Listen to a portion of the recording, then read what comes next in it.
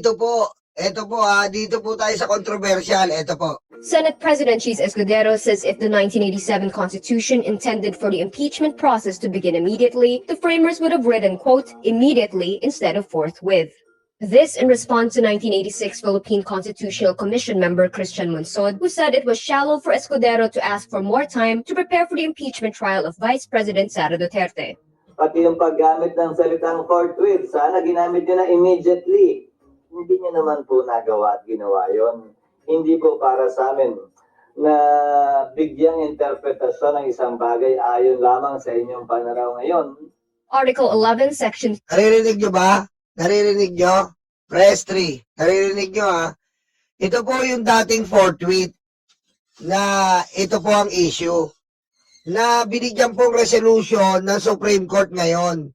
At yung mga DDS po, bobo talaga.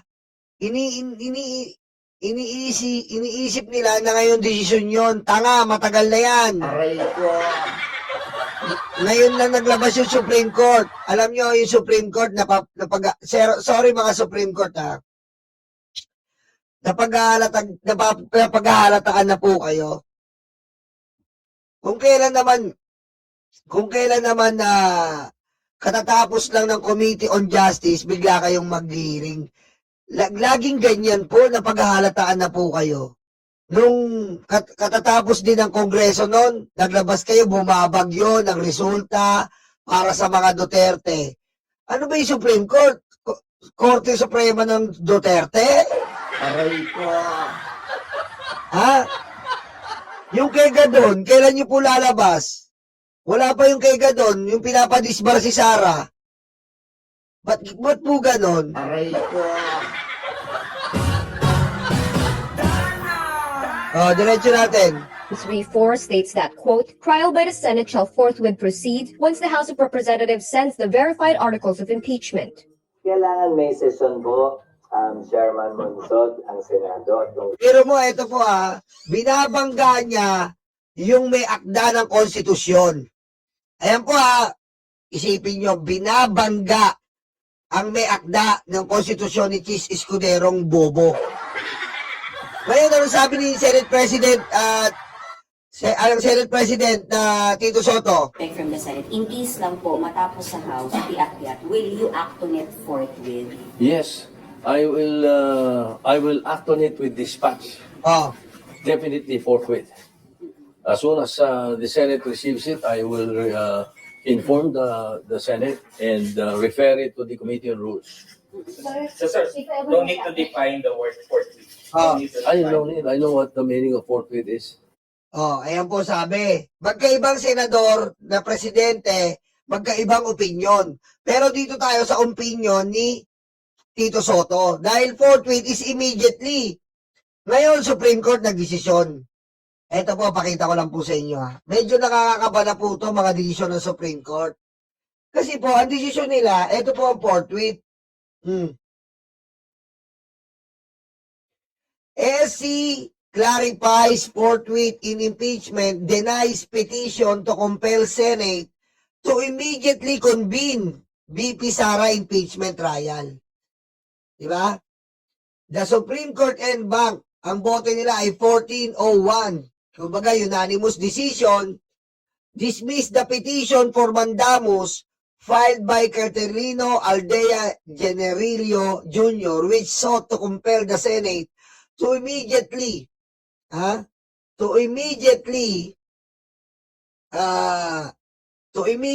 convene as an impeachment court to try the charges against Vice President Duterte. Ibig po sabihin yan, ang teka lang Ito po, Korte Suprema, nilinaw ang portment sa impeachment. Isang tabi ang petisyon naglalayong pilitin ng Senado at naagarang magpulong sa impeachment trial ni VP Sara.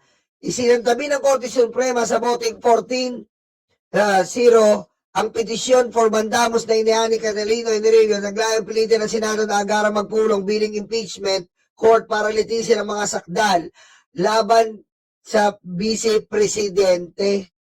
Aray ko. Tsaka meron pa po ito ha, sandali lang ha. Nasaan na ba yun? Sandali lang ha, kunin ko lang po sa FB. Kunin ko lang sa FB. Kunin ko lang po sa FB.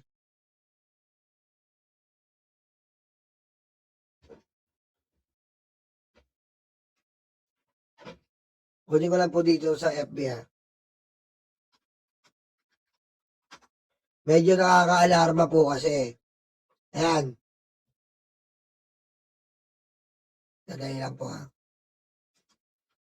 Nawala yung ano ko, na-delete ko, hindi ko na-download pala. Sandali lang po, pasensya na. Eto na po, ayan. SC forthwith in relation to impeachment cases means with a reasonable time, which may be longer or shorter depending on the circumstances of each case. Aray ko. Oh. Ayan po ang sabi ng Supreme Court. Ibig sabihin, minali ng Supreme Court ang gumawa ng konstitusyon.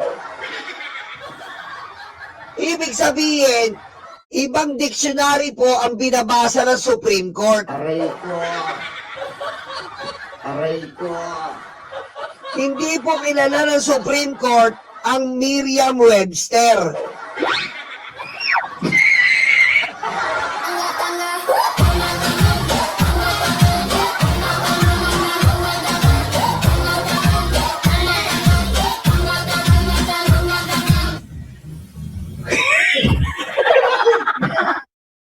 Kasi po, kung i-google nyo dito, Monsod, forthwith, ang nakalagay po dyan,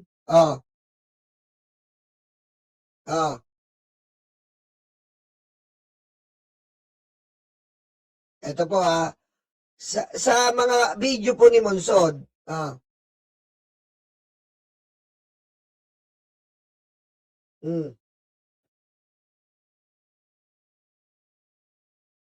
from officials who have betrayed the public trust. So it's very important in a democracy that those who are accountable should be punished. So in order to protect the people's right. Now, if you don't protect the people, that means that you encourage people to violate the constitution. What does forthwith really mean? Sabi ni Monsod. Ang sabi ni Monsod, immediately. Ayan po, nakita nyo. Immediately po ang mean ng forthwith. So, iba po ang salita ni Supreme Court, iba po ang salita ni Ascuna, iba po ang salita ni Monsod na mga framers at mga nauna sa konstitusyon. Aray ko. Gloria Kayubashi, thank you po Kasi po, grabe po grabe po itong desisyon ng Supreme Court. Kasi po, sa Merriam-Webster po, forthwith meaning. Ayan po forthwith meaning. Ayan Dito po AI na to, Merriam-Webster. Forthwith is a formal or legal meaning immediately. So buong mundo po kinikilala po ang forthwith immediately. Aray ko. Ang forthwith po, Merriam-Webster, buong mundo po nakakaalam po ang forthwith immediately. Aray ko. Ayan po ang forthwith po, inuulit ko, kung i-google nyo, forthwith meaning immediately. Ang framers ng Constitution, sila Monsod, etc., immediately po ang meaning ng forthwith. Pero sa Supreme Court po, iba po ang meaning ng forthwith. Forthwith in relation to impeachment cases means a reasonable time. So, pag impeachment po, iba po meaning ng forthwith sa Supreme Court. Aray ko. Kapag forthwith po pala sa impeachment, iba na meaning sa Supreme Court. Reasonable time. Teka lang po Teka lang po, Supreme Court. Ginagalang namin kayo pero parang pabaho po ng pabaho. Huwag po sana kayo magagalit kung kinikriticize kayo. Ayon lang naman po to sa saloobin ng isang maglulupa. Paano pong reasonable time? Paano po yon? Ibig sabihin, reasonable time. Wala pong accurate date. Wala pong accurate. Ibig sabihin, kung ang reasonable time nila ay 6 years, tapos na yung pagiging vice presidente ni Sara, hindi pa rin natin ma-implement yung forthwith. Kaya sa BBM, no joke.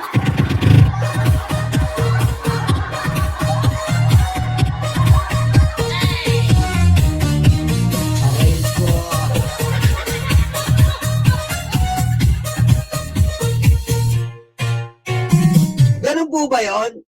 Ganun po ba yung ibig sabihin nyo? Reasonable time, which may be longer or shorter. Hindi po dapat ganyan, impeachment po ito. Hindi ka po kailangan nagbibigay ng reasonable time. Dahil nga po makapangyarihan yung ini-impeach. At ang mga ini-impeach ay makapangyarihan lang. Diba? Kailangan po, ang sabi ng mga framers, diba? Immediately, yun ang remedy. Agad-agad po yan dahil hindi sila pwedeng magtagal kung sila ay magnanakaw. Ngayon kung hindi sila magnanakaw, agad-agad din silang maa-acquit. Paano nagdesisyon yung Supreme Court ng reasonable time? Paano kayo magbibigay ng reasonable time? Katulad ng Vice Presidente, katulad ng Presidente, 6 years lang sila. Yung mga abogado, pinapatagal. Petisyon ng petisyon ng petisyon ng petisyon. Mauubos po yung 6 years nila kakapetisyon. Reasonable time. Wala tayong forthwith. Ano pong diksyonaryo kaya ang binasa ng Supreme Court? Aray ko. Biro nyo po, minali nila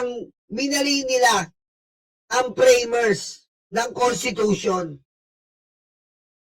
Yung may akda po ng Constitution, sinupalpal ng Supreme Court. Ganun na po ba binabraso nyo lahat? Supreme Court? Sorry po parang binabraso nyo na po lahat. Hindi nyo alam na may nag-frame, may nag-akda ng Constitution. At kaya nilagay nila yan. Hindi naman basta-basta nila nilagay yan. Hindi naman nila inimbento yan na ilagay lang dyan. Tinignan nila kung bakit nila nilagay yung forthwith. Nilagay nila yan na may, na may silbi. Nilagay nila yung forthwith na immediately. Paano naging reasonable time? Saan yun nakuha yung Supreme Court? Ano po ba yung Supreme Court natin? May sarili ng version, may sariling mundo? Aray ko.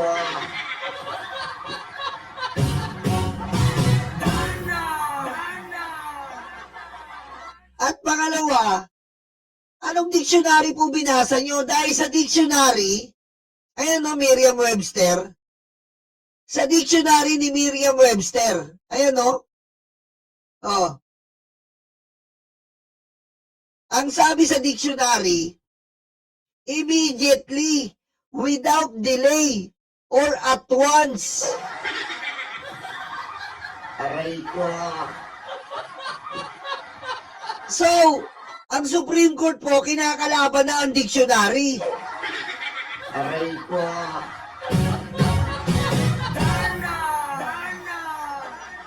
Huwag po sana kayo magalit, Supreme Court. Eto po, ay base sa desisyon nyo lang. Diba? Dinesisyon na nyo ang forthwith. na hindi agad-agad. Ano to, sarili yung desisyon lang yan? Aray ko. Sa tinagal-tagal ng panahon po. Sa tinagal-tagal ng panahon. Hindi nyo man na nabasa yung diksyonaryo?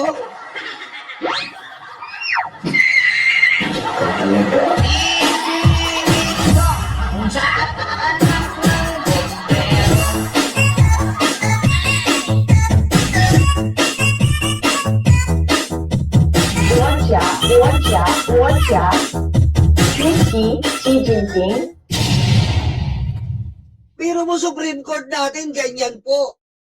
Tayo, bilang mamamayan, meaning ng forthwith, i-google mo lang, napakadali, Supreme Court, inabot pa kayo ng ilang buwan. Tapos desisyon nyo lang, hindi agad-agad. Aray ko. Ha? Kailan pa ba yung sinabi ni Chis yan? Oh. Kailan sinabi ni Chis? Yung impeachment? Sa bus. April 3. April 3 pa po ito. April 3. Inabot kayo ng 1 taon para sa desisyon nyo dito na reasonable time. Susmiyo. Aray ko. Seriously, Supreme Court, inabot kayo ng 1 taon desisyon sa forthwith. Tapos naging reasonable time lang. Aray ko. Ha? Totoo po ba itong nararamdaman namin? Totoo ba itong nakikita namin?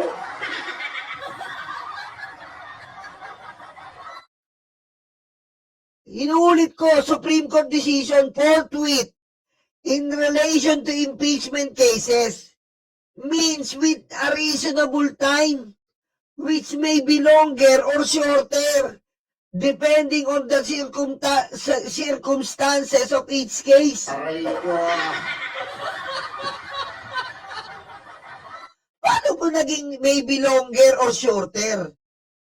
Ang impeachment po hindi pinapatagal yan, kaya nga inakda nila Monsod, framers, na immediate bigyan ng aksyon ang impeachment kasi nga powerful ang ini-impeach.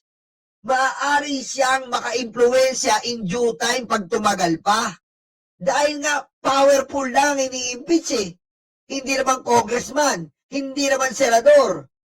Powerful lang president, vice president, ombudsman, justices, at Committee on Election, etc., etc.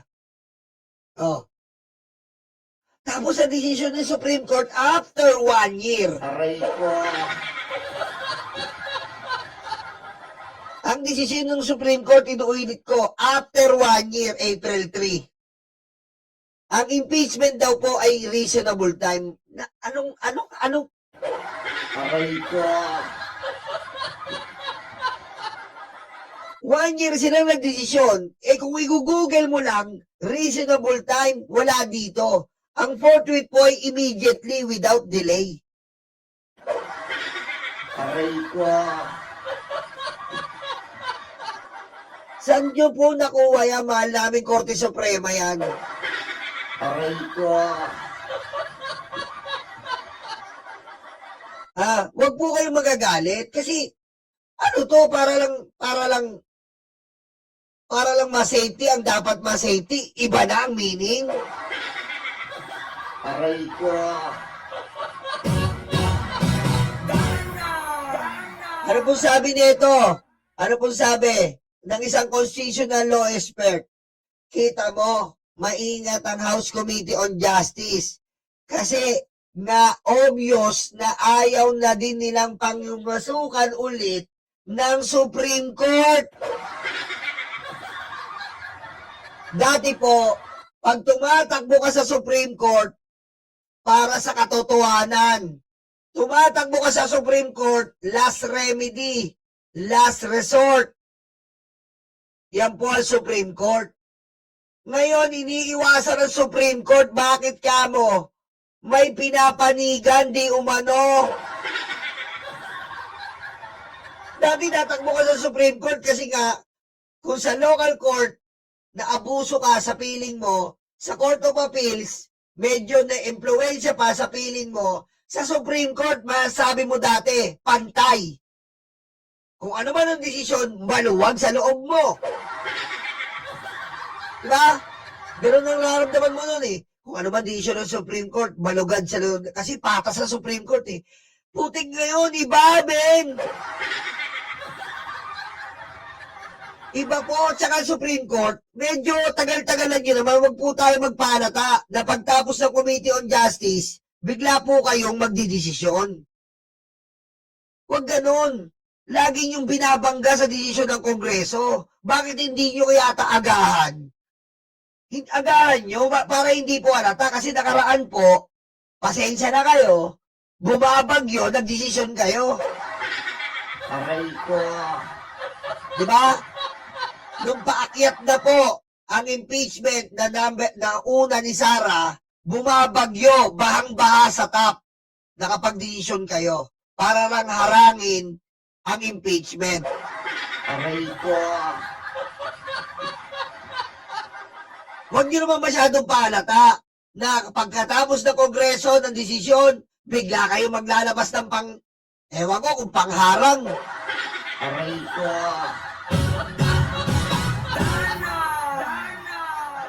Diba, sabi ni Attorney Cayosa, constitutional law expert. Kaya maingat ang COJ, Committee on Justice, kasi mahirap ng pumasukan ng Supreme Court. Kasi pag pinangayamasukan ng Supreme Court, ang forthwith ay aray ko. Pag pinausukan po ng Supreme Court yan, ang forthwith ay nagiging within a reasonable time. Sus mio naman. Aray ko. Sus mio naman. Paano naging reasonable time naman? Aray ko. Paano naman nangyari yung Supreme Court? Aray ko. Isang taon kayo inabot yan ang desisyon. Ayan po, forthwith, immediately, without delay. Aray ko.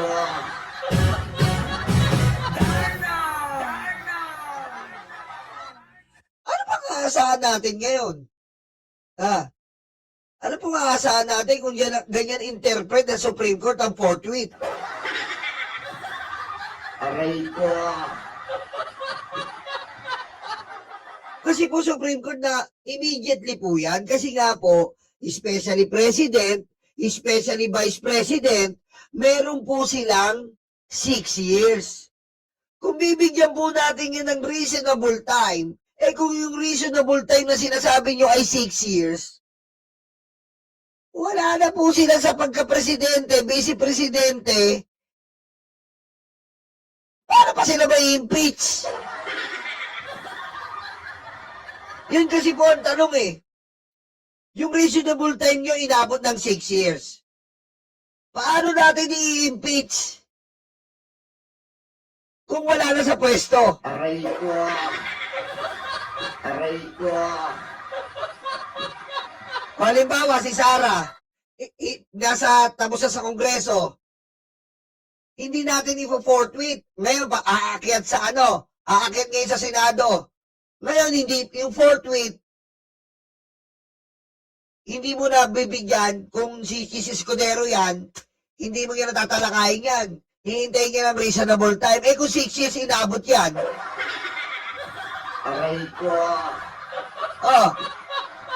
Katulad ngayon, 3 years na lang si Sara. Kung dinelay-delay yan, nag-file ng delaying tactics ang mga abogado ni Sara. Tapos, ang Senate President pa, si Jesus Escudero, ayaw intindihin yung impeachment. Pinila ng pinila, hanggang sa dulo pinila. Pinatagal. So, tapos na ang term ni Sara, in reasonable time pa rin tayo. Aray ko. Supreme Court, hindi po kami galit sa inyo. Pero yung desisyon nyo, para baguhin yung salitang forthwith, medyo alanganin po. Ano po ba problema sa immediately? Ano po ba problema sa bakit din simulan agad? Kasi nga po, ano kinakatakot natin na simulan agad kung wala namang kasalanan? Aray ko. Diba? Ba't kailangan mo bigyan ng reasonable time? Mag-i-explain lang naman. Trial pa yun, hindi pa siya convicted. Hindi siya convicted doon, trial yun. Yun nga yung, kung inosente ka, yun ang pinakamimiti mo, matrial ka. Marinig ang panig mo. Pero kung bibigyan yung parang salitang reasonable time, kawawa rin si Sara Duterte if ever. Kasi, hindi niya masasabi agad ang kanyang hinanaing na inosente siya. Ano ba naman to? Aray ko.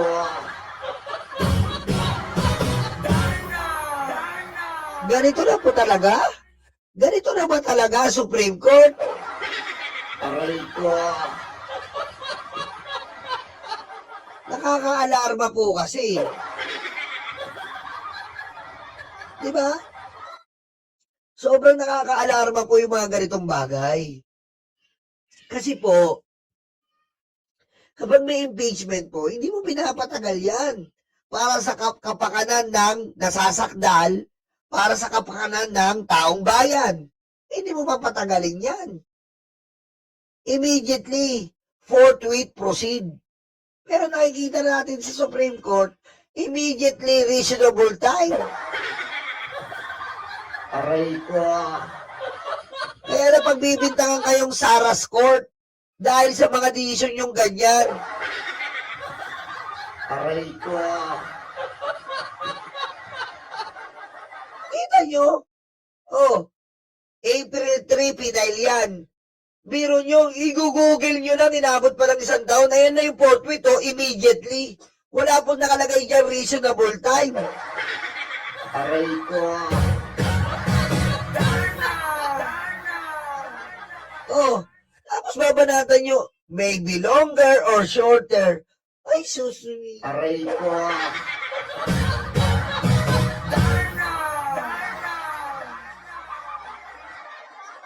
Grabe, no? Nakaka-alarma na talaga ang bata sa Pilipinas. Dati, gustong-gusto mo malitis kagad. Ngayon, grabe, oh. Sus mio. Ayan na naman po ang ating like tungkol dyan sa Supreme Court. Gusto ko lang kasi bigyan linaw yan. At sana po naunawaan nyo, wala po tayong galit sa Supreme Court. Ang galit natin ay bakit ganun po ang desisyon. Alam naman po natin ang forthwith eh. Diba? Alam natin ang meaning ng forthwith. Hindi naman tayo, lahat naman tayo dito may Google. Pero yung forthwith, babanggain mo si Merriam-Webster, parang minali mo pa yung diksyonaryo.